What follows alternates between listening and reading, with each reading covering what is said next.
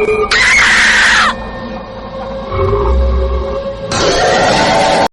Guys, आपका शिवानी कानियाल में स्वागत है। और आज की वीडियो लिए बहुत ही इंटरेस्टेड, तो चलो वीडियो स्टार्ट करते हैं। श्रापित गांव की कहानी। गोपीनगर का गांव बहुत ही अमीर है। यहाँ के लोग सिर्फ अपने काम से ही मतलब रखते हैं। ऐसे ही लोगों को मतलबी कहा जाता है। यही गांव में पीपल का एक पेड़ है जो बहुत ही घना है, जिसके नीचे चबूतरा बना हुआ है।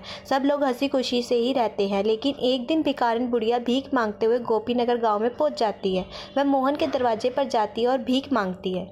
बुढ़िया, बेटा कुछ खाने को दे दो, भूख लगी है, भगवान आपको धन देंगे। मोहन, सुबह सुबह भीख कौन मांगता है, काम पर जाने के समय, जाओ आगे, अभी मैं काम पर जा रहा हूँ। बाहर की आवाज़ सुनकर अंदर से कमला बाहर आई। कमला, रुको, मैं इनके लिए कुछ खाना लाई हूँ। बुढ़िया, भगवान तुम्हारा भला करे। बुढ़िया खाना लेकर चली जाती है। मोहन, क्या ज़रूरत थी खाना देने की, पैसे की बर्बादी करती हो। लोग सब हमसे अमीर हो रहे हैं और तुम पैसे उड़ा रही हो। कमला, तुम बिना मतलब के बात मत करो, खाना खराब हो चुका था इसलिए दे दिया। खाना लेकर भिखारिन बुढ़िया पीपल के पेड़ के नीचे चली जाती है। खाने को खोलती है तो उनमें से बदबू आती है और गौर से देखा तो उनमें से कीड़े पड़ चुके थे।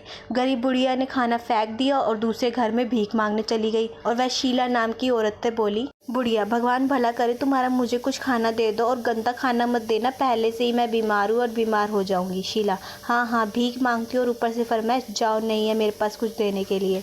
गरीब बुढ़िया वहाँ से दूसरे घर में खाना मांगने चली गई और एक आदमी ने थोड़ा सा खाना दिया। बुढ़िया, बेटा थोड़ा सा खाना और दे दो, मेरा उससे पेट नहीं भरेगा। लड़का, देखो हम इससे ज़्यादा नहीं दे सकते, महंगाई का ज़माना है, पेट्रोल कितना महंगा हो गया पता है। गरीब बुढ़िया को गांव के लोगों से इतनी कम भीख मिलती थी कि उससे उसका पेट ही नहीं भरता था। कुछ दिन में वह और ज़्यादा कमज़ोर हो गई और बहुत ही अधिक गर्मी होने के कारण एक दिन बुढ़िया को बहुत ज़ोरों से प्यास लगती है। आसपास पानी ना मिलने के कारण वो लोगों के घर जाकर पानी मांगने लगती है। लेकिन वहाँ के लोग इतने मतलबी थे कि गरीब बुढ़िया को पानी भी नहीं दे सकते थे। और बुढ़िया, पानी दे दो, कोई मुझे पानी दे दो। उसे कोई भी पानी नहीं देता है। उसे देखते ही वहाँ के लोग उसे भगा देते हैं। लोगों के घर जाकर वह बहुत थक चुकी होती है, लेकिन उसे एक बूंद पानी पीने को नसीब नहीं हुआ था। चलते चलते वह उस पीपल के पेड़ के नीचे जाकर बैठ जाती है। कुछ देर बाद बीमारी और पानी ना मिलने के कारण बुढ़िया की वहीं मृत्यु हो जाती है। बुढ़िया की मृत्यु हो जाने के बाद वहाँ अजीब अजीब सी घटनाएं होने लगती है। जब रात को लोग सो रहे होते हैं तो आधी रात को एक औरत के रोने की आवाज़ सुनाई देती है। ये आवाज़ इतनी तेज होती है कि पूरे गांव को सुनाई देती है। रोने की आवाज़ के साथ साथ चीखने चिल्लाने की आवाज़ भी आने लगती है, जिससे लोग और भी ज़्यादा डर लगते हैं।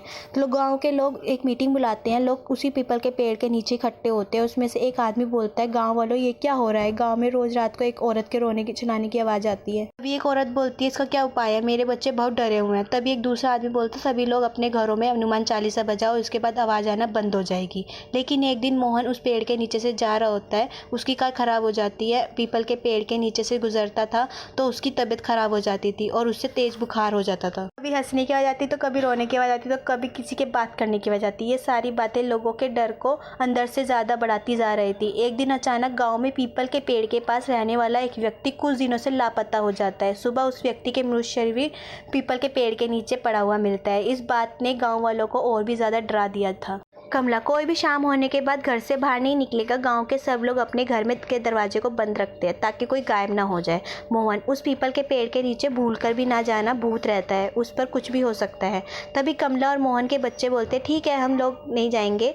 बच्चे चादर ओढ़कर सो जाते हैं। पूरे गाँव के लोग बहुत डरे हुए होते हैं। कोई भी घर से बाहर नहीं निकलता है।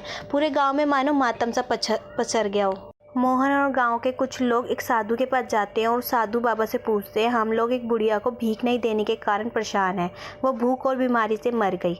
बाबा, ये सब जो भी हो रहा है उसमें तुम सब गांव वालों की गलती है। तुमने एक बीमार और गरीब बुढ़िया को अपने लालच और निर्दय के चलते मार डाला।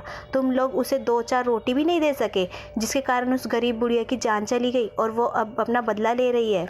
गांव वाले डर जाते हैं और साधु बाबा से पूछते, क्या इसका कोई इलाज नहीं है बाबा जी? बाबा, हवन पूजा का इंतजाम करना होगा, तब शायद कुछ हो सकता है। तब सभी गांव वाले बोलते हैं, ठीक है हम सब तैयार हैं। हवन पूजन शुरू हुआ और साधु ने मंत्र के उपहार से चुड़ैल प्रकट हुई। चुड़ैल, ये साधु तुम क्यों इसके मामले में पड़ रहे हो? तुम अपने रास्ते चले जाओ वरना तुम्हें भी मौत मिलेगी। बाबा, देखो इंसान से गलती हो ही जाती है, तुम बताओ तुम्हें क्या चाहिए, तुम्हारा नाम का मंदिर बनवा देते हैं, लोगों को परेशान करना छोड़ दो। चुड़ैल हंसते हुए बोलते, जिंदे पर तो कुत्ते से भी ज़्यादा बुरा व्यवहार किया और अब देवी देवताओं के बराबरी दे रहे हो, उस लायक नहीं हूँ मैं, चुड़ैल हूँ चुड़ैल। बाबा, कुछ तो उपाय होगा जिससे तुम गाँव वालों को छोड़ दो। चुड़ैल, एक उपाय है, इन सब पापियों को गांव छोड़ना पड़ेगा वरना सब मारे जाएंगे। और साधु तुम भी चले जाओ क्योंकि गुनाहों के साथ बेगुनाह भी मारे जाते हैं। इस गांव को मेरा श्राप है कि जो भी इस गांव में रहेगा वो मरेगा जैसे मैं मरी थी। यह बोलकर चुड़ैल गायब हो जाती है और साधु गाँव वालों को बोलता है इसका कोई इलाज नहीं है, जब तक वह अपना बदला नहीं लेती वह शांत नहीं होगी। धीरे धीरे लोग बीमार होने लगे और बीमारी बढ़ती जा रही थी, जिसके कारण गोपीनगर वालों को उस गांव को मजबूरी में छोड़कर दूसरी जगह जाना पड़ा। लोगों को एक गलती के कारण अपना अपना घर, अपनी ज़मीन जायदाद सब छोड़कर जाना पड़ा। यह गांव अब सुनसान पड़ा है। यहाँ अब तो ना कोई आता है और ना ही कोई रहता है। इसलिए हमें कभी भी घमंड और निर्दय से हमें किसी का अनादर नहीं करना चाहिए। गाइज, मेरी वीडियो कैसी लगी? अगर अच्छी लगी है तो लाइक, कमेंट, शेयर और सब्सक्राइब